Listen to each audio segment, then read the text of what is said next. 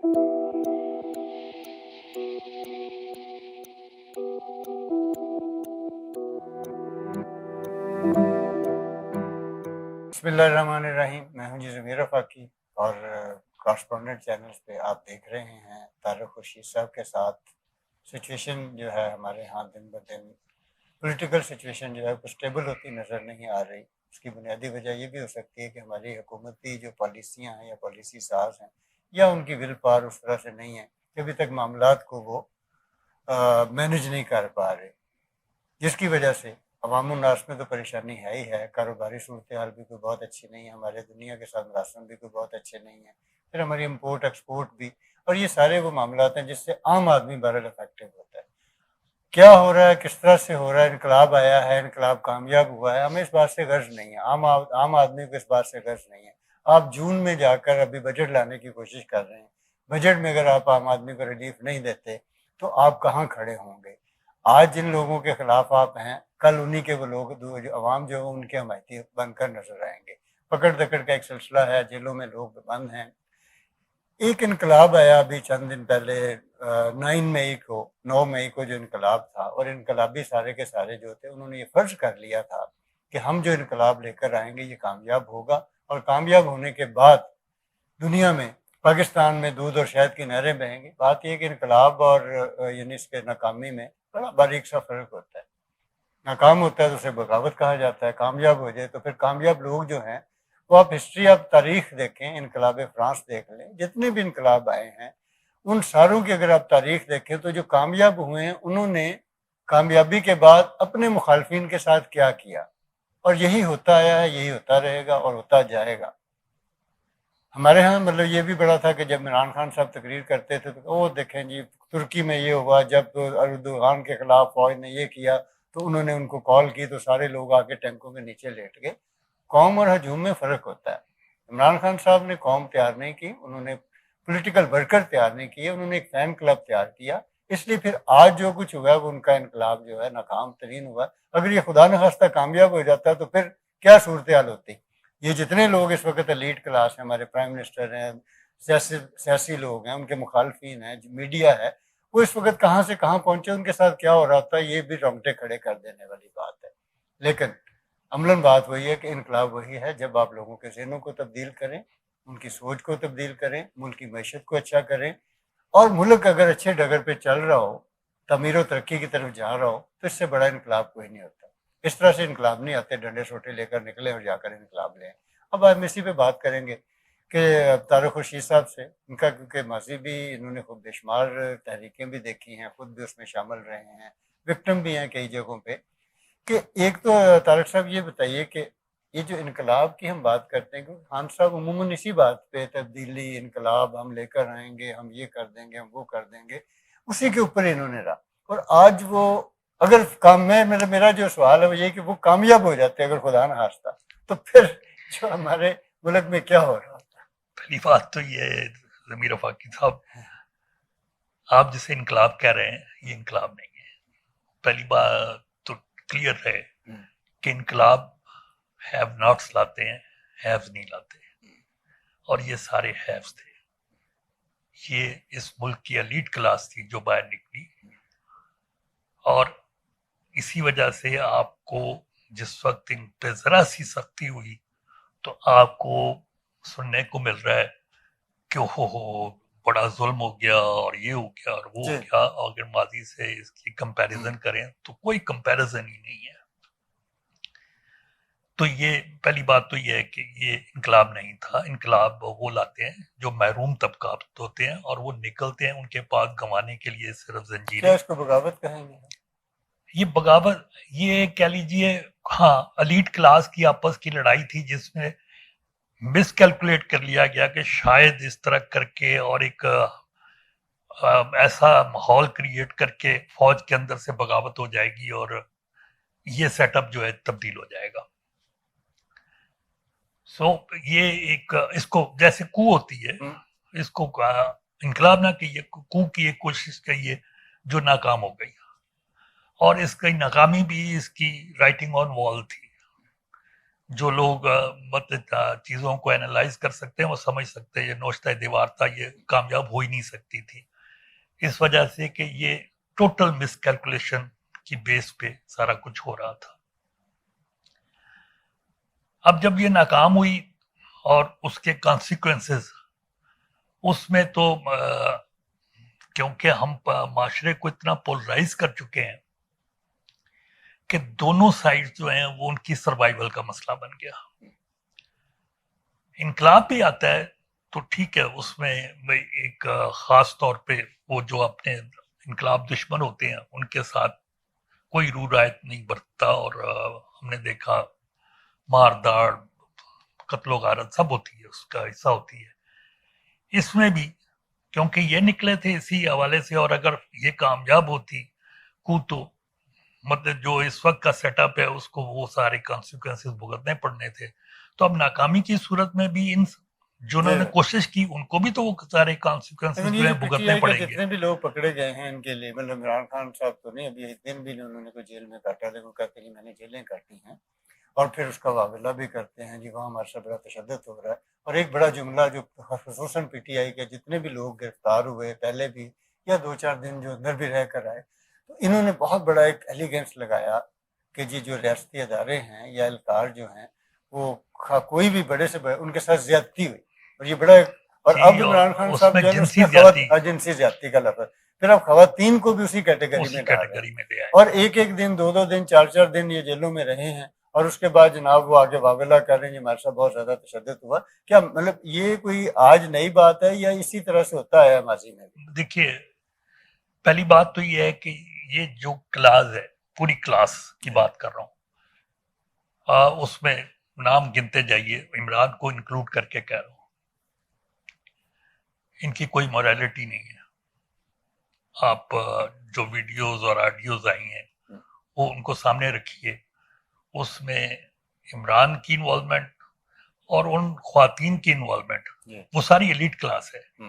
اس کے ارد گرد آپ اس کے جلسوں میں خواتین کی وہ کمنٹ سنیے کہ میری ماں اس سے شادی کرنا چاہتی ہے, عمران خان سے, میرے باپ کو کوئی اعتراض نہیں ہوگا.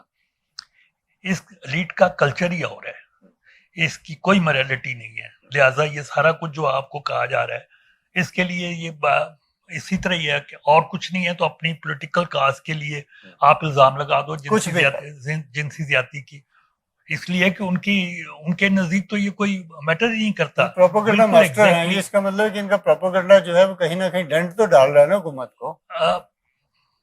ان کا خیال ہے, میرے نزدیک خیر میں اس پہ اگر ڈنٹ نہ ڈال رہا ہوتا تو رات 12 بجے رانا ثناءاللہ پریس کانفرنس نہ کرتے. ڈیفینیٹلی میں نے کہا نا وہ جو ہیں انہوں نے بھی تو اس کا کاؤنٹر کرنا ہے نا, تو وہ تو کاؤنٹر میئر لیے اس نے, لیکن یہ لوگوں کو سمجھ آ رہا ہے. ایک بات اور دیکھیے, یہ موریلٹی, اقدار, ویلیو سب مڈل کلاس کے پرابلم ہیں. یہ نہ اپر کلاس کے ہیں نہ لوور کلاس کے ہیں. لوور کلاس کی پنجاب کے کلچر کی بات کر رہا ہوں, لڑکی بھاگ جاتی ہے گھر سے اپنے آشنا کے ساتھ, اور 2 بچے پیدا ہو جاتے ہیں, اس کے بعد اس کو وہاں سے ریسکیو کیا جاتا ہے. تو یہاں ایک کہاوت بنی ہوئی تھی, باہیں موڑ لائے ہیں کہ بازو واپس لے آئے ہیں, کیونکہ اس کے ساتھ 2 بچے بھی آ گئے ہیں جو کل آپ کے لیے مزدوری کریں گے. یہ لوور کلاس کا کلچر ہے. ان کے نزدیک یہ میٹر نہیں کرتا کہ لڑکی بھاگی آ گئی واپس, یہ آنا جانا جو ہے وہ. اپر کلاس میں جائیں تو وہاں بھی آپ کو آلموسٹ یہی کلچر ڈفرنٹ ایک انداز میں ملے گا. سو یہ تو پہلی بات تو اس کو مائنس کر دیں, اس میں سے یہ قطعی طور پہ کوئی نہیں ہے. اب آئے دوسری طرف کہ یہ جو شور مچ رہا ہے کہ بڑا ظلم ہو گیا, بڑی مطلب آپ کہہ لیں کہ زیادتی ہو رہی ہے لوگوں کے ساتھ. ملائکہ بخاری ایک جسٹ فار ایگزامپل ہے. اتنی گرمی میں 4 دن آپ کو اڈیالہ جیل رہنا پڑے تو آپ کو سمجھ آ جائے. وہ بھی اتنی گرمی میں ذوالفقار کے, لیبیا کانسپریسی کے, اٹک کانسپریسی کے, اور اس سے پہلے باچا خان, اسد, سمد اچکزئی, جام ساکی, جی ایم سید اور بے شمار نام ہیں جو حسن ناصر نام لیتے چلے جائیں. اسی گرمی میں اس سے بدتر حالات میں جیلوں میں رہے, قلعوں میں رہے. اٹک کانسپریسی کے لوگ جو ہیں تشدد سے مارے بھی گئے, معذور ہو مارے گئے, گئے. سینکڑوں لوگ معذور حسن ناصر تشدد میں مارا گیا. عورتوں کے ساتھ اب اسپیشلی فرخندہ بخاری پیپلز پارٹی کی لاہور کی پریزیڈنٹ تھی, یہ بھی ایک شاہدہ جبین تھی. بھائی, اور یہ فرخندہ بخاری کو انویسٹیگیشن جو کر رہا ہے, انویسٹیگیٹر جو ہے وہ باتیں کرتے کرتے یا لگتا اپنا سگریٹ اس کے بازو پہ لگا دیتا ہے, وہ چیخ مارتی ہے, بڑا خوش ہوتا ہے. تو یعنی یہ تاریخ ہے. ہاں, جب یہ فرخندہ بخاری دیکھتی ہے کہ یہ خوش ہو رہا ہے تو وہ دوسرا بازو آگے کر دیتی ہے. وہ بھی باز نہیں آتا, وہ سگریٹ اس کے دوسرے بازو پہ لگا کے اس کو وہیں پہ بجھا دیتا ہے. لیکن اس دفعہ چیخ نہیں نکلتی, اس دفعہ احتجاج بھی نہیں ہوتا. مثلا ناصرہ شوکت پانچوں میں چوہے ڈال کے پانچے نیچے سے بند کر دیے گئے. شاہدہ جبین کیا ٹارچر نہیں ہوا, اس کے بھائیوں پہ. الذوالفقار کے جو لوگ گرفتار ہوئے, ایک تو وہ ٹارچر سے گزرے, جیلیں کاٹی انہوں نے. 54 days 54 دن مسلسل بھوک ہڑتال کی, ایک کوئی چیز نہیں کھائی, حتیٰ کہ انہیں ہاسپٹلائز کرنا پڑا اور زبردستی ان کو نالیوں کے ذریعے خوراک دی گئی, اور پھر بھی نہیں. رزاق جھرنا, ادریس توتی, ادریس بیگ, عثمان غنی پھانسیوں پہ چڑھے اور پھانسی پہ جاتے ہوئے بھٹو زندہ باد کے نعرے مار رہے تھے. انہوں نے تو دیکھا ہی کچھ نہیں ہے.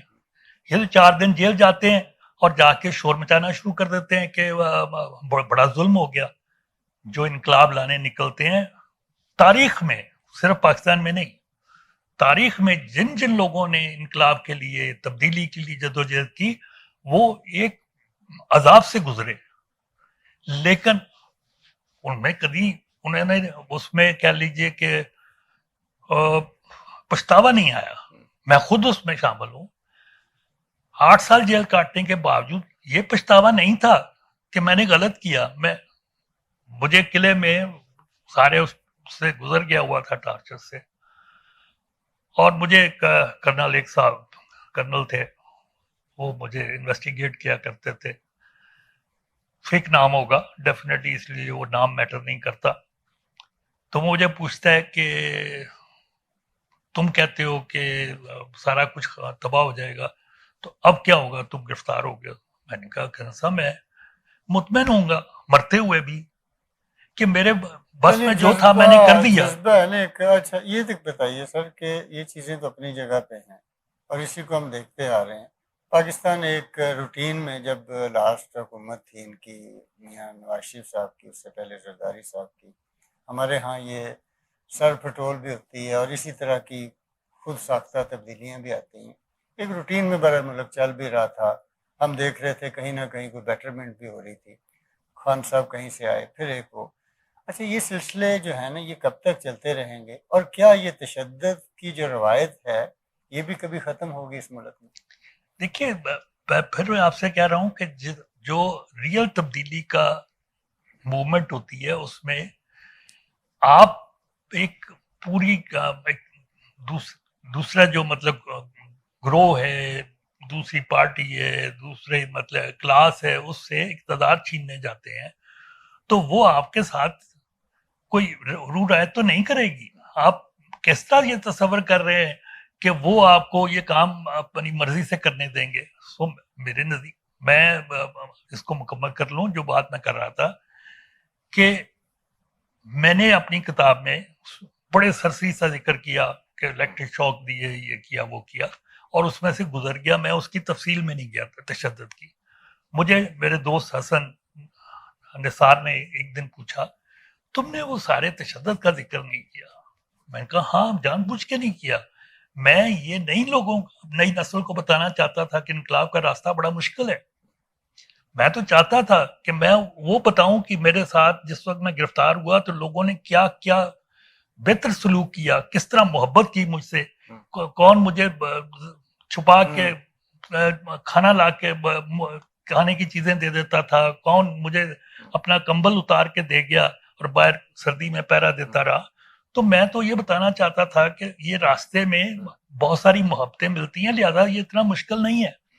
اب یہ لوگ جو ہیں یہ نہ صرف یہ کہ انہوں نے ایک جھوٹے مطلب تبدیلی کی کوشش کی جو بڑی بیکار سی بوڑھی سی کوشش تھی, لیکن دوسرا یہ کر رہے ہیں کہ آ کے جو بہت معمولی سا تشدد ہے یا بہت معمولی سا کہہ لیجئے کہ ان کے ساتھ سختی ہے, اس کو بھی اس طرح بڑھا چڑھا کے پیش کر رہے ہیں کہ لوگوں کو آگے تبدیلی کا راستہ روک رہے ہیں. لوگ کبھی بھی مطلب آپ اس راستے پہ چل ہی نہ سکیں کہ جن کو پتا ہو. کون اپنی بیٹی کو جانے دے گا جب اسے پتا ہو کہ اس کی بیٹی کو ریپ کر لیا جائے گا؟ اور جبکہ یہ ہو بھی جھوٹ, ایسا نہیں ہوتا. میں بالکل اس بات کا گواہ ہوں کہ جیل کے اندر جو عملہ ہوتا ہے, آپ خود اس بات کا اندازہ کر سکتے ہیں کہ جو عملہ ہوتا ہے اسے تو پتا ہوتا ہے کہ کل کوئی پتہ نہیں ہے, وقت بدلے گا تو یہ سیاسی آدمی جو ہے یہ تو سیاست میں ہے, یہ کل پتہ نہیں کسی عہدے پہ ہو اور مجھے پے کرنا پڑ جائے. تو وہ تو وہاں پہ بظاہر جو مرضی کرے. مثلا بھٹو صاحب جیل میں رہے, اور یہ بات مجھے یار محمد دریانہ نے بتائی ہوئی ہے. یار محمد دریانہ کہتے ہیں کہ بھٹو صاحب نے جا کے سپریم کورٹ میں بیان دیا کہ یہ آدمی میرے ساتھ بہت زیادتی کر رہا ہے, اسٹوڈنٹ جیل جو ہے, اور وہ مجھے چیزیں نہیں دیتا, وہ مجھے کھانے نہیں آنے دیتا, وہ یہ کرتا ہے وہ کرتا ہے. کہتا ہے میں پہنچا اور میں نے کہا کہ بھٹو صاحب میں نے تو آپ کے ساتھ کوئی زیادتی نہیں کی, اور آپ نے میرے ساتھ یہ سارا کچھ مطلب وہاں پہ سپریم کورٹ میں کہا. تو بھٹو صاحب کہنے لگے کہ میں وہاں کہتا کہ یار محمد دریانہ نے مجھے صحیح رکھا ہوا ہے تو اگلے دن تمہیں ٹرانسفر کر دیتے, یہ کہوں گا تو وہ تمہیں میرے سر پہ سوار رکھیں گے.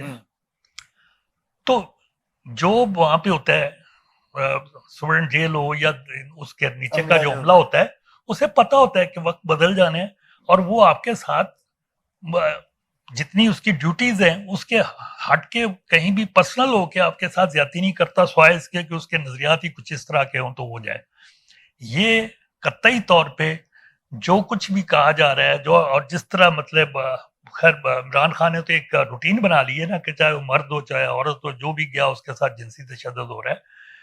یہ قطعی طور پہ غلط پروپیگنڈا ہے, اور میں تو اس کو اس لیے بھی بہت زیادہ اس کے خلاف بولوں گا کہ میرے نزدیک یہ جو اس ملک میں واقعتاً تبدیلی کے لیے جدوجہد کرنے والے ہیں, یہ ان کو بھی اس کا بھی راستہ روکا. لیکن بات وہ سوال ابھی تک وہی ہے کہ یہ جو تشدد ریاستی اہلکار ہوں یا کوئی بھی ہو, طاقت جو ہے, طاقت اپنی ایک ظاہر اس کی ایک سائیکی ہوتی ہے. اس تشدد کے راستے کو ہم روک کیسے سکتے ہیں؟ دیکھیں نہیں روک سکتے آپ. میں نے آپ سے کہا کہ میں آپ کی ایک فرض کر لیجئے آپ کے گھر پہ قبضہ کرنے چلے جاؤں تو آپ مجھے چائے پلائیں گے؟ اس کا مطلب تو یہ ہو نا کہ ہمارا جو نظام ہے, قانونی جو سسٹم ہے ہمارا, جو عدالتی سسٹم ہے, نظام کی بات نہیں ہے, عدالت کی بات نہیں ہے. بات یہ ہے کہ آپ جو کرنے جا رہے ہیں, دیکھیے نا, جن آپ کے ذہن میں جو مغربی جمہوریتیں ہیں ان کو ذہن میں رکھ کے شاید آپ یہ بات کر رہے ہیں. وہاں پہ اس طرح انقلاب بھی کوئی لینے نہیں نکلتا. وہاں احتجاج کے لیے پلے کارڈ لے کے آپ کھڑے ہو جاتے ہیں. آپ ایون گاڑیوں کے راستے نہیں روکتے, گاڑیاں توڑنا تو بہت دور کی بات ہے. آپ جا کے گورنمنٹ بلڈنگز کو آگ نہیں لگاتے. اگر وہاں پہ بھی اگر یہ کیا جائے تو وہی کچھ ہو. امریکہ میں جنہوں نے کانگریس کی بلڈنگ پہ حملہ کیا 18 سال سزا ہوئی ہے. ہاں یہ بھی ابھی ہوئی ہے ٹرمپ کے دور, اور اس سے بڑی جمہوریت کی بات کر رہے ہیں. وہ جمہوریت نہیں ہے. تو آپ تو اس کے پاس کو بھی نہیں ہے. آپ کیسے مطلب یہ توقع کرتے ہیں کہ یہاں پہ نہ ہو؟ حل کیا ہے؟ آخری سوال. حل یہ ہے ضمیر وفاقی, حل سمپل یہ ہے کہ آپ اگر تبدیلی لانا چاہتے ہیں تو پہلے اپنے کارکن کی تربیت کریں. آپ وہ ذہن بنائیں. آپ نے بالکل اپنے انٹرو میں کہا تھا کہ اصل تبدیلی جو ہے وہ ذہن کی تبدیلی ہے. وہ مائنڈ سیٹ کی تبدیلی ہے. مائنڈ سیٹ پہ تو کوئی کام ہی نہیں کر رہا. یہاں پہ آپ نے ٹوٹل کئی 20-25 سال گزر گئے ہیں جب آپ ایک غلط پروپیگنڈے کے بنیاد پہ, ایک غلط بیانیے کی بنیاد پہ لوگوں کے ذہن تیار کرتے رہے ہیں, اور آج وہ فصل, وہ ذہن تیار ہو گیا, وہ فصل تیار ہو گئی ہے, اور اب اس کے نتائج کو سامنے رکھ کے آپ خوفزدہ ہیں. تو اس خوفزدگی سے بات نہیں بنے گی. آپ کو اپنے رویے بدلنے پڑیں گے, آپ کو ایک نئی روایت ڈالنی پڑے گی, آپ کو نئے بیانیہ ترتیب دینا پڑے گا, اور اس کے اوپر اپنی اس جو نئی نسل ہے اس کو تیار کرنا پڑے گا. تب بھی شاید یہ جو لوگ ہیں یہ تبدیل تو نہ ہوں, لیکن کہہ لیں کہ پس منظر میں چلے جائیں, اور وہ لوگ سامنے آ جائیں جو میں نے کہا نا کہ آپ 70 کی دہائی میں دیکھیں, جس میں وقت ہم یونیورسٹی میں پڑھتے تھے تو ایک ٹالرنٹ ماحول تھا, ایک دوسرے کو برداشت کرتے تھے, ایک دوسرے کے سیاسی مخالف تھے, لیکن ایک دوسرے کے ساتھ دوستیاں, ان کی غمی خوشی میں شرکت جو ہے وہ کامن سی بات سمجھی جاتی تھی. آج آپ ایک دوسرے کے اس طرح دشمن ہیں جیسے یہ آپ کا ذاتی مسئلہ ہے. تو یہ چیزیں اس طرح نہیں چلتی. بہت شکریہ ناظرین. آج ہم نے اس ایشو کو, اس موضوع کو اس لیے بھی ڈسکس کیا تاکہ ہماری جو اس وقت ہمارے جو لوگ ہیں, کچھ وکٹم ہیں, یا ہماری عوام جو ہے, عام لوگ بھی جو ہیں, ان کو اس بات کا برحال اندازہ ہو کہ انقلاب کی حیت کیا ہوتی ہے, انقلاب کیسے آتا ہے, کون لوگ لے کر آتے ہیں, ان کی سوچ اور اپروچ کیا ہوتی ہے, اور سب سے بڑا جو انقلاب ہے وہ آپ کا جو چلتا ہوا سسٹم ہے اس کی بیٹرمنٹ ہے. آپ قانون کی حاکمیت کے اوپر کوئی توجہ نہیں دے رہے, آپ ڈیموکریسی کے تسلسل پہ کوئی توجہ نہیں دے رہے, آپ قانون اور انصاف جو ہے اس کی طرف کوئی توجہ نہیں دے رہے, آپ معاشی نظام کی طرف کوئی توجہ نہیں دے رہے. عمران خان صاحب نے 3.5-4 سال حکومت کی, اور اس اپنے دور حکومت میں جس طرح سے انہوں نے ایک ڈیموکریٹک جمہوری حکومت کے ہوتے ہوئے اپنے مخالفین کے ساتھ کیا, وہ بھی ایک تاریخ کا حصہ ہے. اگر وہ اس طرح سے انقلاب لے آتے تو آج کہیں شہباز شریف کی گردن اڑ رہی ہوتی, کہیں زرداری صاحب کو گھسیٹا جا رہا ہوتا, اور اپنے مخالفین کے ساتھ اگر وہ جمہوری دور میں وزیر اعظم ہوتے ہوئے اپنے مخالفین کو انہوں نے معاف نہیں کیا تھا کسی بھی شکل میں, جس طرح کے مقدمے بنے وہ سارے کے سارے اس وقت رول آؤٹ ہو چکے ہیں. تو اگر وہ خدا نہ خواستہ اس طرح کا, جس طرح کے بغیر تربیت یافتہ ہے کہ انہوں نے ایک ہجوم یا جتھا تیار کیا, وہ اس کے مطابق آ جاتے تو اس ملک کی کیا حالت ہوتی. یہ بتانے کا مقصد بھی یہ تھا کہ عوام کو, قوم کو, لوگوں کو یہ سوچنا چاہیے کہ انقلاب آپ بہتر تعلیم لے کر آئیں, تعلیمی نظام لے کر آئیں, لوگوں کی سوچ کو, اپروچ کو, ذہنوں کو چینج کریں, تاکہ ہم مل جل کے اس ملک کو بہتر بنا سکیں. اس لیے ان لوگوں کے نعروں کے اوپر نہ جائیں کسی کے اوپر بھی, اور اسی نعروں کی بنا پر آج جو 8-10 ہزار لوگ اندر ہیں بیچارے, وہ کم سے کم ان کو اپنی عقل کا بھی استعمال کرنا چاہیے تھا. اجازت دیجیے, اگلے پروگرام تک کے لیے ایک نئے موضوع کے ساتھ ہم آپ کے پاس حاضر ہوں گے. ہمارے چینل کو سبسکرائب بھی کیجیے گا, ہمیں رائے بھی دیجیے, ہمیں آؤٹ پٹ بھی دیں تاکہ ہم مزید اپنے آپ کو بہتر کر سکیں. بہت شکریہ.